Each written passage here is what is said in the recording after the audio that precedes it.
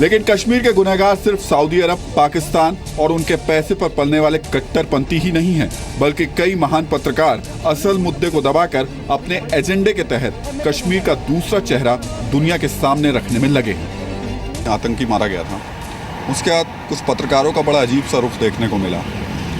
आपने खुफिया एजेंसी में रहते हुए क्या कुछ भारतीय पत्रकारों को या भारतीय मीडिया को देखा जिन्होंने कश्मीर मुद्दे को और ज़्यादा उलझा दिया, अंतर्राष्ट्रीय स्तर पर भारत के लिए और ज़्यादा परेशानी खड़ी कर दी? और क्या इस देश के कुछ मीडिया हाउसेस या कुछ पत्रकार बिल्कुल वैसे ही सेंटिमेंट्स दिखाते हैं जैसे वहाँ बैठे लोग दिखाते हैं? यह है, कुछ हैं, अब उनका नाम लेना ठीक नहीं है।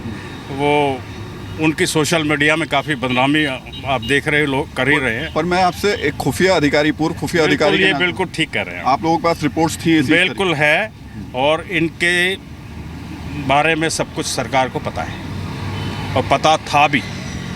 वो सब आइडेंटिफाइड है, लेकिन उनको छेड़ने से या टच करने से कुछ नहीं मिलेगा।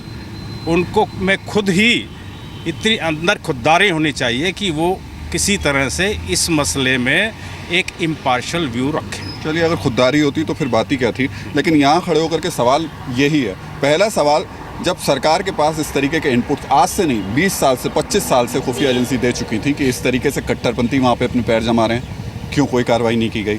पता है कि कुछ देश के ऐसे पत्रकार हैं जो कि वही सेंटिमेंट्स रखे हैं, जो कि अलगाववादी रखते हैं। मैं बहुत खुले शब्दों में बोल रहा हूँ, क्यों कोई कार्रवाई नहीं की गई और कब तक कार्रवाई नहीं की जाएगी?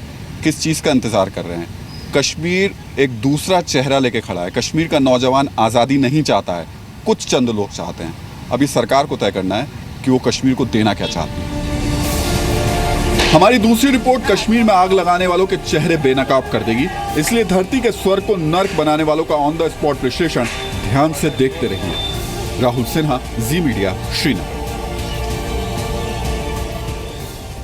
यहाँ पर हमारे सहयोगी और जी न्यूज के रिपोर्टर राहुल सिन्हा की हिम्मत वाली रिपोर्टिंग का जिक्र करना भी बहुत जरूरी है। आप अक्सर ये देख रहे होंगे कि आतंकी बुरहान वानी के मारे जाने के बाद दिल्ली के कुछ डिजाइनर पत्रकार कश्मीर में रिपोर्टिंग के लिए तो गए हैं, लेकिन उनकी रिपोर्टिंग सिर्फ श्रीनगर तक ही सीमित है। शायद इन पत्रकारों के लिए श्रीनगर ही कश्मीर है, लेकिन हम ऐसा नहीं मानते। इसलिए मेरे सहयोगी राहुल सिन्हा श्रीनगर से और भी आगे गए और ग्राउंड जीरो से ये रिपोर्टिंग की।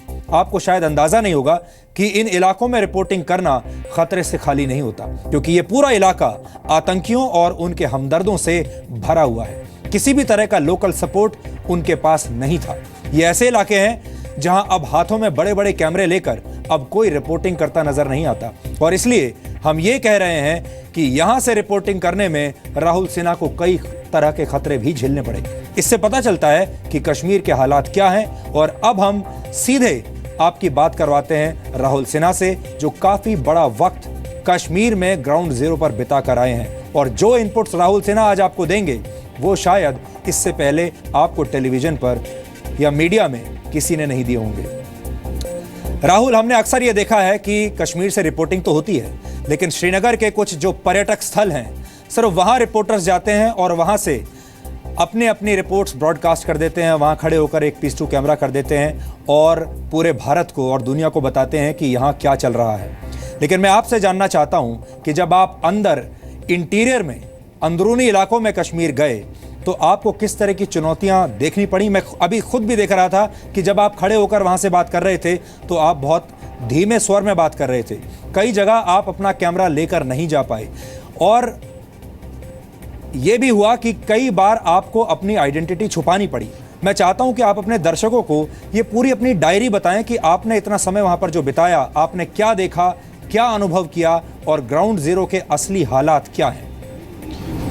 सुधीर जी, ये सच है कि अगर आप श्रीनगर, कश्मीर को लोग श्रीनगर तक ही जानते हैं। श्रीनगर एज अ टूरिस्ट जाते हैं, एज अ जर्नलिस्ट जाते हैं, तब तो ठीक है। लेकिन श्रीनगर से जब आगे आप एज अ जर्नलिस्ट जाते हैं तो आपके लिए मुश्किलें और दिक्कतें शुरू हो जाती हैं, और वो तब जब आप दिल्ली से जाते हैं। ख़ासतौर से दिक्कत सबसे बड़ी ये थी कि लोकल सपोर्ट अब उस तरीके का वहाँ पर मिलता नहीं है। दूसरी बड़ी दिक्कत ये थी कि आप बड़ा कैमरा लेकर के जैसे ही बाहर निकलते थे, लोग अचानक वहाँ पर पहुँच जाते थे, और उस वक्त अगर आप इस तरीके की बात करते या रिपोर्टिंग करते तो बहुत बड़ा ज़्यादा खतरा, बहुत बड़ी मुश्किलें, चुनौती हो जाती थी। अब एक दूसरा पहलू इसका ये भी था, आप अकेले जा रहे हैं तो मुश्किल है, अगर आप फोर्स के साथ जाते हैं और उनके साथ कहते हैं कि हमें थोड़ा अंदर तक ले जाइए, तो और भी ज़्यादा आप मुश्किल में पड़ जाते थे, क्योंकि फोर्स पर ज़्यादा अटैक होता था। ऐसी स्थिति में इन इंटीरियर्स में पहुंचते वक्त जब हम जा रहे थे, कई लोगों ने ये बात कही कि अंदर तक मत जाइए, जोखिम है, मुश्किल हो सकती है, बाहर आना मुश्किल हो सकता है। लेकिन सच लाने के लिए कुछ जोखिम तो उठाना पड़ता है, इसलिए कोशिश की। दूसरी कोशिश मेरी ये भी रही कि आइडेंटिफाई कम हूँ उस वक्त, बहुत कम, हर जगह जहाँ गया वहाँ कम वक्त तक रुका, जल्दी जल्दी काम किया और उसके बाद आगे बढ़ते गया। जो आप कह रहे थे कि मैं धीरे बोल रहा था, सुधीर जी, दिक्कत थी उस समय, क्योंकि जिस जगह हम जाके खड़े होते थे या जैसे ही कैमरा निकलता था, अचानक लोग आना शुरू हो जाते थे। ये दिल्ली और उसके आसपास भी हो सकता है, लेकिन वहाँ जिस तरीके से लोग आ रहे थे, शक कर रहे थे, आपकी तरफ बढ़ रहे थे, वहाँ थोड़ा मुश्किल होता था, और ख़ास तौर से जब आप किसी मस्जिद के पास आकर के खड़े होते थे। लेकिन इतना ज़रूर है कि ऑफ द कैमरा मेरी जिन कश्मीरी लोगों से बात हुई, और आगे हम जब देखेंगे तब भी बहुत लोग हैं जो बुरी तरीके से परेशान हैं इन कट्टरपंथियों से।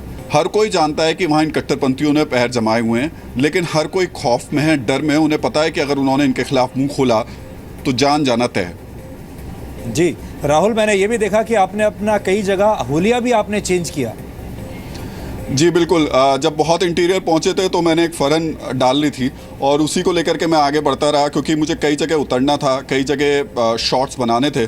और मुश्किल ये थी कि जब हम सीधी सिंपल ड्रेस में जाते थे, पैंट शर्ट पहनकर या फिर हाफ जवाहर कट पहन के, तो थोड़ी मुश्किलें थी। लोग समझ जा रहे थे कि ये बाहर का आदमी आइडेंटिफाई हो रहे थे, लेकिन फ़रन पहन के ये था कि आगे बढ़ जाते थे तो कोई उतना रोक नहीं रहा था, कोई उतना पूछ नहीं रहा था। लेकिन फिर भी ये था कि किसी भी जगह 5 मिनट या 7 मिनट से ज़्यादा मैं रुका नहीं जब मुझे शॉट्स लेने थे या बात करनी थी, और उसके बाद धीरे धीरे आगे बढ़ता चला गया। लेकिन सच बोलूँ तो ये जो एक्सपीरियंस है, ये जो अनुभव है, इसे ऐसे बताना बड़ा मुश्किल होगा। हम लोग दिल्ली में बैठ कर के सिर्फ बातें कर सकते हैं, लेकिन जब आप वहाँ पहुँचते हैं और जब वहाँ की हकीकत को देखते हैं तो मुझे लगता है एक अजीब सी स्थिति वहाँ पर है। सुधीर जी, राहुल, हम अभी आपकी रिपोर्ट, जो अगली रिपोर्ट है, वो बहुत जल्दी अपने दर्शकों को दिखाने वाले हैं, लेकिन वो रिपोर्ट दिखाने से पहले मैं चाहता हूँ आप संक्षिप्त में हमें बताएं कि असलियत में आपने वहाँ पर क्या देखा।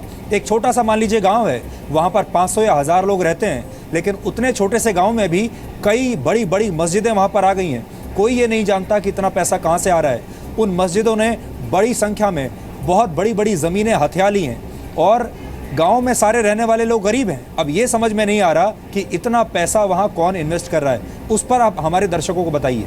सुधीर जी, ये श्रीनगर से शुरू होता है, उत्तरी कश्मीर, दक्षिणी कश्मीर से लेकर गुरेज तक के हम पहुंचे हैं। पीओके के नीचे जो गांव पहुंचते थे वहां तक पहुंचे, और जब हम लाइन से देखते हुए चल रहे थे तो वहां लगातार इस तरीके के नए कंस्ट्रक्शन, नई मस्जिदें देखने को मिल रही थी। जो लोकल लोग थे, कई लोगों से बात की, उन्होंने खुद कहा कि साहब अभी कुछ दिन पहले बनी है, लेकिन किसने बनाई है, क्या बनाई है, इसके बारे में हमें कुछ फिलहाल पता नहीं है। अब ऐसे लोग जो कि गाँव के रहने वाले हैं, जिनके गाँव में मस्जिद तैयार की गई, उनको ये नहीं पता था कि मस्जिद किसने बनवाई, कहाँ से बनवाई।